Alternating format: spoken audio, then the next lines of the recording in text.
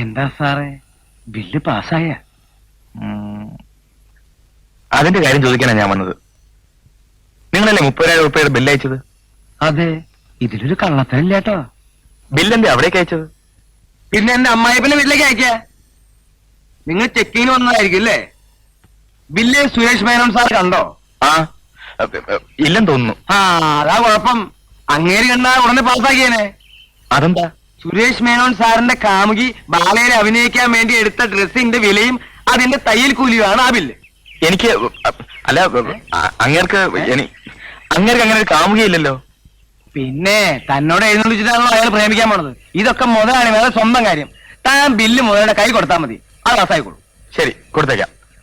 അല്ല, നിങ്ങൾ എങ്ങനെ ഇതൊക്കെ അറിഞ്ഞു? കീരിക്കാട്ട് ചെല്ലപ്പൻ പറഞ്ഞു. കീരിക്കാട്ട് ചെല്ലപ്പൻ അയാളുടെ ട്രൂപ്പിലെ നായിക രോഹിണിയ സുരേഷ് മേനോൻ സാറിന്റെ കാമുകി. ഈ ബാലേ ട്രിപ്പ് എവിടെയാ? അത് ഇവിടെ അടുത്താ. അപ്പൊ ഞാൻ വരട്ടെ സാറേ, ആ ബില്ലൊന്ന് പാസ്സാക്കണേ. ആ, നോക്കട്ടെ. നമുക്ക് എന്തെങ്കിലും നക്കാപ്പിച്ച് വേണമെങ്കിൽ ഞാൻ ശരിയാക്കി തരാം. തേങ്ങ അടിക്കണമെന്ന് പറഞ്ഞ അമ്മയുടെ നെഞ്ചത്ത് തന്നെ വേണോ? എന്താ പറഞ്ഞ? അല്ല, ഈ കാശ് ഉടനെ ശരിയാക്കാം. ആ,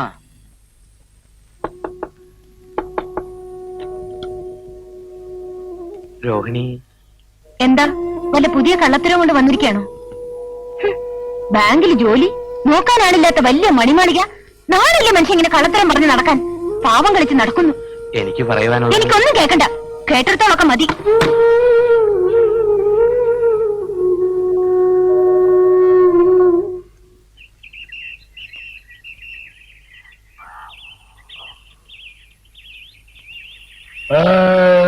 ഹലോ ഹലോ ഹലോ ഹലോ, ഇവരല്ലേ കീരിക്കാടന്റെ ബാലെ? ബുക്കിങ്ങിന് വന്നാണ് എന്ന് ഡേറ്റ് എടുക്കില്ല. മൊയിലാളി ബിസി. ഗാന്ധികാളി പേപ്പറുകാരന്മാരുടെ കൂടെ ഒരേ മീറ്റിംഗ്. പത്രസമ്മേളനാണോ? എന്തരാന്താ, ഞങ്ങളുടെ പുതിയ ഹീറോയിനി രോഹിണിയെ പേപ്പറുകാരന്മാർക്ക് പരിചയപ്പെടുത്തി കൊടുക്കുക. എന്താ എത്ര പരിചയപ്പെടുത്താൻ?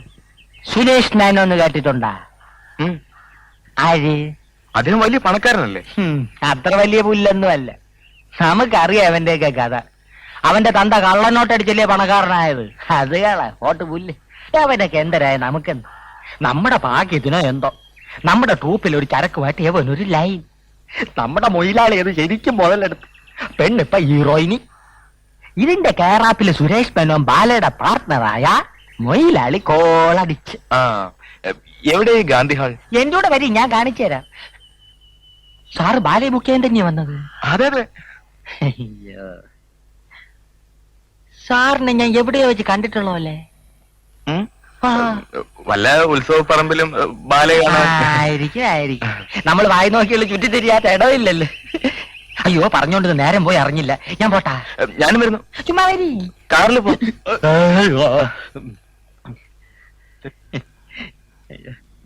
ഇതാണ് എന്റെ പുതിയ നായിക രോഹിണി. തികച്ചും നായിക പ്രാധാന്യമുള്ള ഒരു ബാലയാണ് ഇത്തവണ ഞാൻ അരങ്ങേറുന്നത്. അതുകൊണ്ടാണ് രോഹിണിയെ പോലെ അഴകും ആരോഗ്യവും സൗന്ദര്യവും കലാവാസനയുമുള്ള ഒരു പെൺകുട്ടിയെ ഞാൻ നായികയായി തിരഞ്ഞെടുത്തത്. രോഹിണി എത്രാമത്തെ വയസ്സിൽ അഭിനയിക്കാൻ തുടങ്ങിയത്? 15ാമത്തെ വയസ്സിൽ.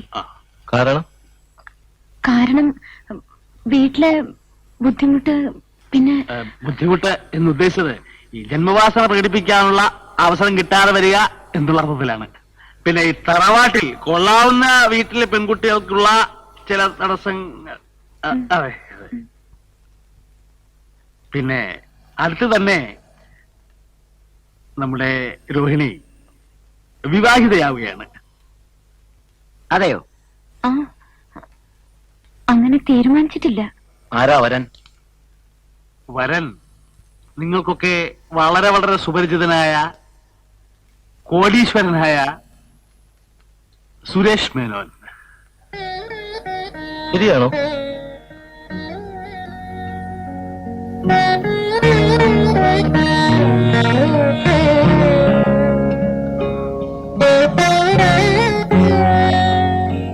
അതെ, ഞങ്ങൾ തമ്മിൽ സ്നേഹമാണ്.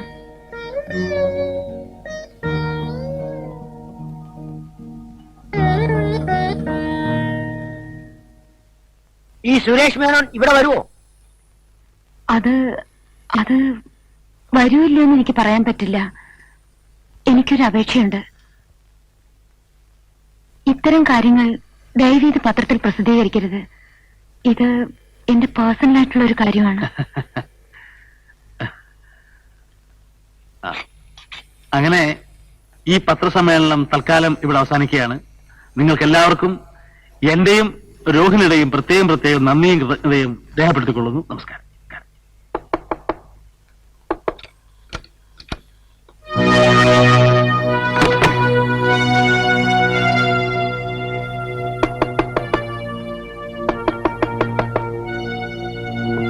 നിങ്ങളോടല്ലേ പറഞ്ഞ്?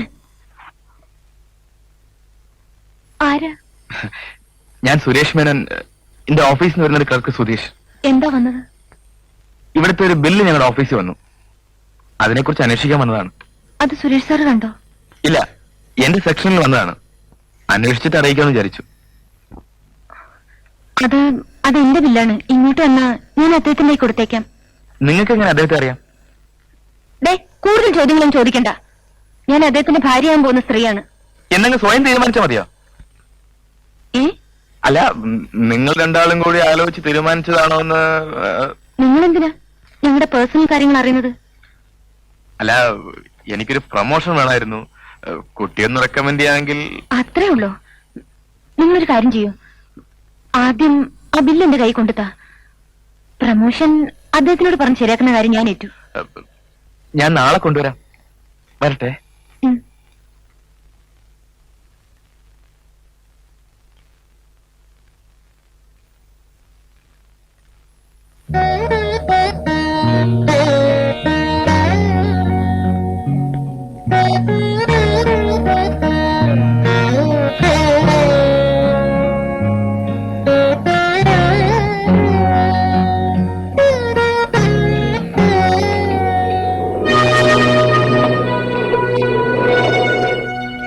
വരുന്നോ? ഞാൻ വേണമെങ്കിൽ വീട്ടിൽ വിട്ടേക്കാം. കമ്പനിക്കാരാ, അല്പം കൂടുതൽ ഓടി വെച്ച് എനിക്ക് നഷ്ടമൊന്നുമില്ല. വരൂ.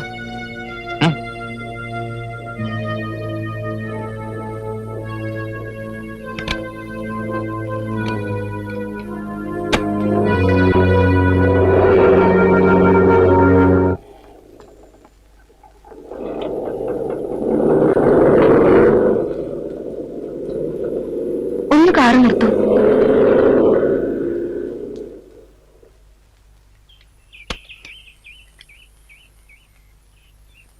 എന്താ കാർ നിർത്താൻ പറഞ്ഞേ?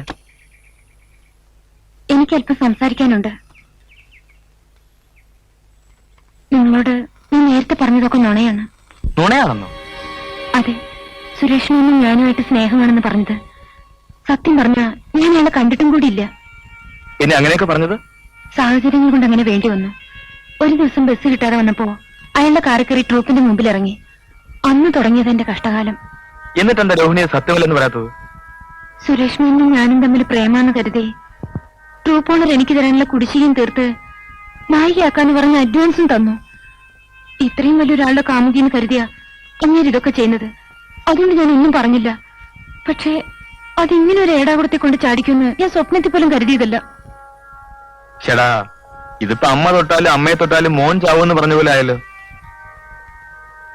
രോഹിണി വിഷമിക്കണ്ട, ഞാൻ എങ്ങനെയെങ്കിലും അഡ്ജസ്റ്റ് ചെയ്തോളാം. ഇനിയും എന്ത് സഹായം വേണമെങ്കിലും എന്നോട് ചോദിക്കാൻ മടിക്കണ്ട. എങ്ങനെ നന്ദി പറയണ്ടെന്ന് എനിക്കറിയില്ല. തൽക്കാലം പറയണ്ട. പിന്നെ ഇതൊന്നും ട്രൂപ്പിൽ ആരും അറിയണ്ടാട്ടോ. ആരെങ്കിലും അറിഞ്ഞാ എന്നെ അവിടുന്ന് പുറത്താക്കുന്ന ഉറപ്പാ. പേടിക്കണ്ട, ഞാൻ കാരണം ഒരിക്കലും അങ്ങനെ ഉണ്ടാവില്ല. ഞാൻ വരട്ടെ.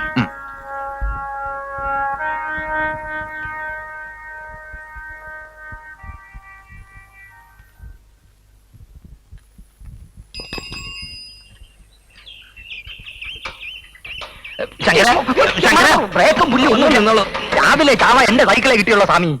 അവിടെ വിട്ട ഏതാണ്ട് അതുപോലെ തന്നെയാ. ഇതെന്തൊരു സ്വാമി താങ്ങി പിടിച്ചോണ്ട് പോണത്? വിൽക്കാൻ തന്നെ. അല്ല, ശങ്കറിന് തരാനാ. ഒരു ഉരുളിയാ, അപ്പൊ വിൽക്കാം. ഇത് ചെറുതൊന്നും അവിടെ ഇല്ലല്ലേ? എന്തായാലും സൈക്കിളിന്റെ പിറകി കയറ്റി വെക്കാം. കാരത്തമ്പഴം വാങ്ങിക്കാം. ശങ്കര പാട്ടി കാണാണ്ട് വളരെ ബുദ്ധിമുട്ടിയായി എടുത്തോണ്ട് വന്നെ. ശങ്കരന് എന്നെ ഒന്ന് സഹായിക്കണം. ഇനി എന്തൊരു സഹായിക്കാൻ? സഹായിച്ച് മുടിഞ്ഞ്. രോഹിണി ഇപ്പോ സുരേഷ് മേനന്റെ കൂടെ കറക്കം. അതെനിക്ക് പണ്ടേ അറിയാം. സ്വാമി, അങ്ങേലെ മുത്തി മുക്കിലിരിക്കണ കണ്ടിട്ട് ഇങ്ങേലെ മുത്തിയും മുക്കിലിരിക്കണ കാണണമെന്ന് പറഞ്ഞ വലിയ പാടാണ്. കഴിപ്പണം കേട്ട ഇടപാട്. ശങ്കറിന് ഇനിയും ഞാൻ എന്ത് പറഞ്ഞും തരാം. എനിക്ക് എന്തെങ്കിലും ഒരു വഴി പറഞ്ഞു തരൂ. വഴിയുണ്ട്, പക്ഷെ അതിന് ഈ ചിരട്ടയൊന്നും പോരാ. വീട്ടിൽ വലിയ വാർപ്പൊന്നും ഇരിപ്പില്ലേ? സ്വാമി താങ്ങി പിടിച്ചോണ്ട് വരണ്ട. കിളവില്ലാത്ത സമയത്ത് ഞാൻ ചവന്ന് മാറ്റാം. വന്നോളൂ. പക്ഷെ വീട്ടിൽ വാർപ്പില്ല, ഉണ്ടാവേ ഉള്ളൂ. ഉണ്ടാവും. എന്നാ കേട്ടോ, നടന്നോ. ജോവിനി ബസ്സിനകത്ത് നിൽക്കുമ്പം ഈ സിനിമയിലൊക്കെ കാണുന്ന മാതിരി 5-6 റൗഡികൾ അവളെ കമാൻഡ് അടിക്കും. സ്വാമി ഡൈവ് ചെയ്ത് അവരുടെ ഇടയിൽ ചാടി വീണ് റൗഡികളുടെ കിണ്ണം നോക്കി ചറപറാൻ 5-6 കൊടുത്ത് അവന്മാരെ ഒതുക്കുന്നു. സ്വാമിയുടെ ഹീറോ വേഷം കണ്ട് അവള് ഇറങ്ങും. വില്ലൻ സുരേഷ് മേനോന്റെ കട്ട പോക. റൗഡികൾ എന്നെ തലില്ലേ, നോവില്ലേ? അന്തണം വെന്താലും പൂണൂല് വേവൂല എന്ന് പറഞ്ഞ പോലെ അയൽവേ തന്റെ കാര്യം. താൻ സിനിമ കണ്ടിട്ടില്ലേ? ഇല്ല. അത് തന്നെ തനിക്ക് വിവരമില്ലാതായി പോയത്. റൗഡികൾക്ക് നേരത്തെ കാശ് കൊടുത്ത് പറഞ്ഞു ഒതുക്കണം സ്വാമി. വാച്ചാണ്.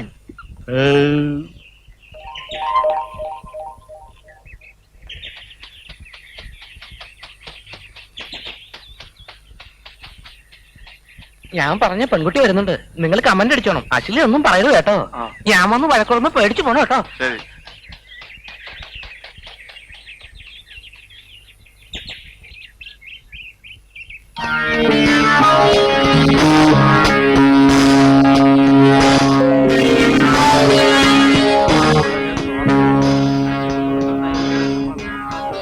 നോക്കുവേ, അല്ല സംസാരിക്കുന്നേ.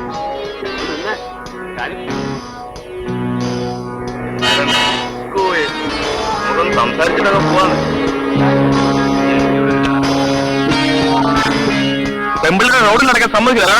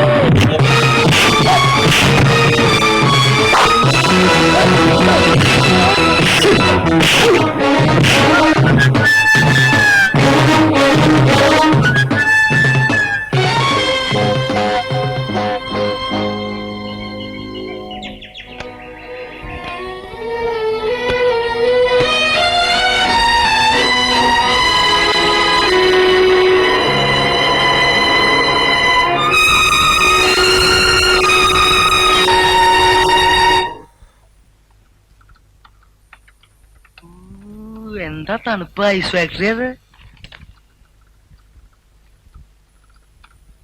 ആരാ ഇവിടുത്തെ മാനേജര്? അദ്ദേഹമാണ്.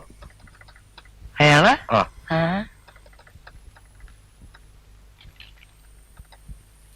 നമ്മളിവിടുത്തെ മാനേജരാ? അതെ, ഇരിക്കൂ. ഇരുത്തരുത്. എന്റെ ബില്ല് പാസ്സായിട്ടെന്ന് അറിയാൻ വന്നതാ. ഏത് ബില്ല്? KK സിനി കോസ്റ്റ്യൂംസിന്റെ ബില്ല്. ചില്ലറയൊന്നുമല്ല, 30,000 രൂപയുടെയാ. ഓഹോ, നിങ്ങളായിരുന്നു ആ ബില്ല് അയച്ചത്. എന്താ നിങ്ങളുടെ പേര്? K കുര്യൻ, കിഴക്കും പാട്ട് കുര്യൻ. മിസ്റ്റർ കുര്യൻ, ആ ബില്ലിനെ കുറിച്ച് ഞങ്ങൾ അന്വേഷണം നടത്തിക്കൊണ്ടിരിക്കുകയാണ്. നേരത്തെ ഒരുത്തം വന്ന് അന്വേഷണം നടത്തിയിട്ട് പോയല്ലോ. അതിനുള്ള അളീനെ ആളെ ചുറ്റിക്കരുത്. സംതിങ് വേണമെങ്കിലും പറഞ്ഞോ? ക്ഷണിക്കണം. വെറുതെ കുര്യന്റെ സ്വഭാവം ചീറ്റാക്കരുത്. നാട്ടിലുള്ള പെമ്പിളർക്ക് ബാല കളിക്കാൻ തുണി നിന്നിപ്പിച്ചിട്ട് കാശ് തരില്ലാന്ന് പറഞ്ഞാൽ ഇപ്പൊ തരാൻ പറ്റില്ല. ചെറ്റക്കുട്ട, കാശ് മേടിക്കാൻ എനിക്കറിയാം. നിന്റെ അടുത്തുനിന്നല്ല, നിന്റെ അപ്പന്റെ അടുത്ത്. പോലീസിനെ വിളിക്കണം. തമാശ കളിക്ക. എന്ത് അടി അടിച്ചത്? എന്ത് വേണമെന്നറിയോ? ഇങ്ങനെ അടിക്കുക? ആര് പറഞ്ഞു ഇങ്ങനെ അടിക്കാൻ?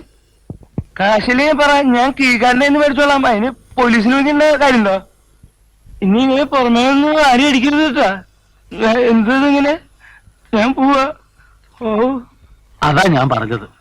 ഇനിയിപ്പോ രോഹിണി വിചാരിച്ചാലേ ഇതിനെന്തെങ്കിലും പരിഹാരം കാണാൻ പറ്റൂ. കുര്യമാപ്പിള വന്ന് ബഹളം ഉണ്ടാക്കിയിട്ട് പോയി. സുരേഷ് മേനോന്റെ ആഫീസിൽ ബില്ല് മാറിയോന്ന് അറിയാൻ ചെന്ന അയാളെ പിടിച്ച് പുറത്താക്കിയെന്നും പറഞ്ഞു. അതേനെ, പിന്നെ ഞാനൊരു വിധം പറഞ്ഞ് സമാധാനിപ്പിച്ച് നിർത്തിയിരിക്കുക. അയാളുടെ സംശയം ഇതൊരു തട്ടിപ്പാണോന്നാ. ഞാൻ ഒരു തട്ടിപ്പും കാണിക്കുന്നില്ല എന്ന് രോഹിണിക്ക് അറിയാലോ. അതുകൊണ്ട് രോഹിണി എനിക്കൊരു ഉപകാരം ചെയ്യണം. ഞാൻ എന്താ വേണ്ടത്? സുരേഷ് മേനോൻ സാറിനോട് പറഞ്ഞ് എനിക്കൊരു 50,000 രൂപ വായ്പ മേടിച്ചു തരണം. ഞാൻ ശ്രമിക്കാം. ശ്രമിച്ചാ പോലെ സംഘടിപ്പിച്ച് തരണം. നോക്കട്ടെ. രോഹിണി ചുമ്മാ അവിടെ ഇവിടെ സംസാരിച്ച് ശരിയാവില്ല. രോഹിണി തന്നെ സുരേഷ് മേനോൻ സാറിനോട് പറയണം. പറയാം. അത് മതി.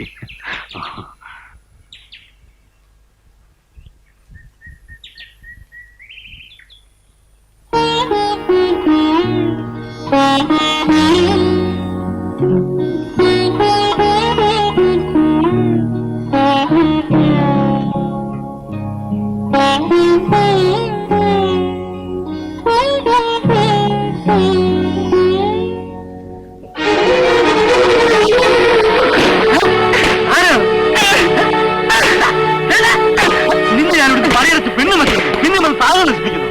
മൂക്കത്തിൽ കണ്ടു ഇറങ്ങി അടിച്ച്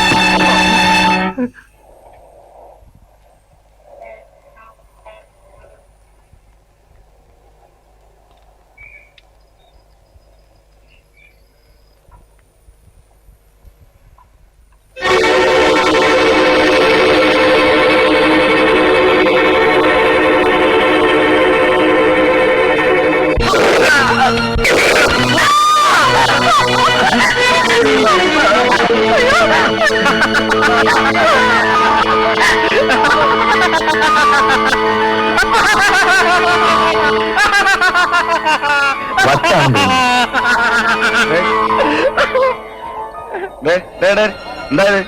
പോടാ പോടാ, കടയിലാ ഭ്രാന്ത്.